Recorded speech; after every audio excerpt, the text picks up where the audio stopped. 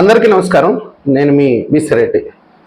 సహజంగా ఏంటంటే నేను వైసీపీ నాయకుల ప్రెస్ మీట్లు వీడియోలు అవి చూడను. నేను ఎందుకు మనకేదో కాస్తా కోస్తో భగవంతుడు కొంత ఇంగిత జ్ఞానం సంస్కారం సమాజం పట్ల ఒక అవగాహన కల్పించాడు. వాళ్ళ మాటలుగా విన్నామంటే మనం సంగనాగిపోతాం. అందుకని ఏంటంటే ఆ ట్రాప్లో నేను ఎప్పుడు పడను. ఆ వీడియోలు కూడా చూడను నేను భయపడి. అయితే నిన్న ఒకరు నాకు వాట్సాప్లో ఒక వీడియో పెట్టారు. ఆయన ఎవరో మంత్రి, దాదాపుగా ఎవరూ తెలియదు. ఇప్పుడు వైసీపీలో ఉండే మంత్రులు ఏంటంటే ఎవరూ తెలియదు. వాళ్ళేం ప్రజా పోరాటాలు చేసో లేకపోతే ప్రజల కోసం త్యాగాలు చేసి వచ్చిన నాయకులు కాదు కాబట్టి తెలియదు. అమర్నాథ్ గారంట ఆయన పేరు. ఐటీ శాఖ మంత్రి ఏదో, ఆయన ఏ శాఖ చేస్తున్నాడో కూడా ఎవడూ తెలియదు. ఆయన చంద్రబాబు నాయుడు గారిని ఉద్దేశించి మాట్లాడిన క్లిప్ ఒకటి పెడతాను, ఫస్ట్ అది చూడండి. చంద్రబాబు నాయుడు అనేటువంటి వ్యక్తి 52 రోజులు జైలు శిక్ష అనుభవించి వ్యక్తిగతమైనటువంటి ఆరోగ్య కారణాలు ఇతరితర కారణాలు చెప్పి బెయిల్ మీద ఉన్నటువంటి ఒక దొంగే తప్ప. చూశారు కదా, బెయిల్ మీద ఉన్న దొంగ అంట చంద్రబాబు నాయుడు గారు.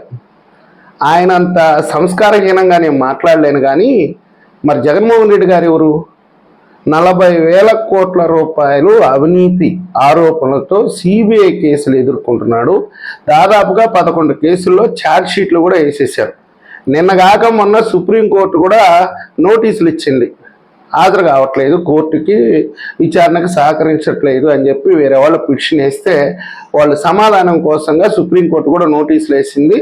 ఆర్థిక నేరగాళ్లకు సంబంధించి ఒక ప్రత్యేక కోర్టులు ఏర్పాటు చేసి వీలైనంత తొందరగా వాటిని పరిష్కరించమని కూడా సుప్రీంకోర్టు కొన్ని గైడ్ లైన్స్ ఇచ్చింది. మరి చంద్రబాబు నాయుడు గారు 300 కోట్లు అన్నారు, ఫస్ట్ 3,000 కోట్లు అన్నారు, 300 కోట్లు అన్నారు, లాస్ట్కి చూడబోతే 50 కోట్లు కూడా దొరకల. ఇంతవరకు ఛార్జ్ షీట్ కూడా వేసినట్లేదు, ఆధారాలు కూడా ఎక్కడ చూపించలా. కోర్టు చాలాసార్లు అడుగుతుంది, ఇంకా ఇన్వెస్టిగేషన్లో ఉన్నాము, వాళ్ళని విచారించాలి వీళ్ళని విచారించాలని చెప్పి సిఐడి వారు చెప్తున్నారు. మరి 40,000 కోట్లు కుంభకోణంలో ఇరుక్కొని దాదాపుగా 10 సంవత్సరాలుగా బెయిల్ మీద ఉండి 5 సంవత్సరాల నుంచి కోర్టుకు కూడా హాజరు కానీ జగన్మోహన్ రెడ్డి గారిని ఏమంటారు? మరి జగన్మోహన్ రెడ్డి గారు బెయిల్ మీద కదా ఉండేది, ఎందుకు ఇలాంటి మాటలు మాట్లాడతారు? దీన్నే ఏమంటారంటే గురువిందకి కింద ఉండే నలుపు తెలియదంట. అట్లా ఉంది మీరు మాట్లాడేది. చంద్రబాబు నాయుడు గారి కేసు ఏం పెద్ద కేసు కాదు. రేపు ఒక సంవత్సరం లోపల 2 సంవత్సరాల లోపల ట్రయల్కి వస్తుంది. దాంట్లో సాక్ష్యాధారాలు సమర్పించకపోతే కేసు వీగిపోద్ది. ఆయన కూడా కింద కోర్టులోనే బెయిల్ తెచ్చుకొని బయటకు వచ్చాడు. 17A కింద స్పష్టమైన తీర్పు సుప్రీంకోర్టు ఇవ్వలేదు. అది చీఫ్ జస్టిస్కి రెఫర్ చేశారు. రేపు భవిష్యత్తులో ఆ చట్టం మీద మాత్రమే తెలుగుదేశం పార్టీ ఫైట్ చేసిన, ఆ చట్టం మాకు వర్తిస్తుంది, మమ్మల్ని అరెస్ట్ చేయడానికి లేదు అని చెప్పి చంద్రబాబు నాయుడు గారు విజ్ఞప్తి చేసుకున్నారు సుప్రీంకోర్టు వారికి. దాని మీద తీర్పు సరైన తీర్పు రాలేదు, భిన్న వాదనలు వచ్చినాయి, భిన్న అభిప్రాయాలు వ్యక్తం చేశారు. కాబట్టి చీఫ్ జస్టిస్ వారు ఏం చేస్తారో చూడాలి. అంతలోపల చంద్రబాబు నాయుడు గారు బెయిల్ మీద ఉన్న దొంగ అంట. మరి జగన్మోహన్ రెడ్డి గారు ఏమన్నా కడిగిన ముత్యమా?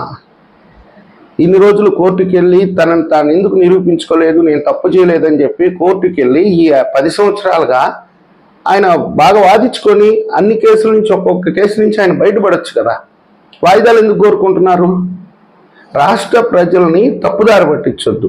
రాజకీయాల్లో ఉండే ఏ నాయకుడికైనా సహజంగానే ఇలాంటి ఆరోపణలు అయితే వస్తాయి. నేనేం జగన్మోహన్ రెడ్డి గారు తప్పు చేశాడు అని అయితే నేను అనట్లేదు. ఎందుకంటే అది కోర్టు తీర్పు మీద ఆధారపడి ఉంటుంది. సిబిఐ చేసిన ఆరోపణలు కోర్టు తీర్పు రేపు భవిష్యత్తులో ఎలా వస్తుంది అనేది అప్పుడు మాట్లాడుకున్నాం. దాని గురించి కేసు పెట్టారు, బెయిల్ మీద బయటకు వస్తే దొంగ అని ఎలా ముద్ర వేస్తారు మీరు?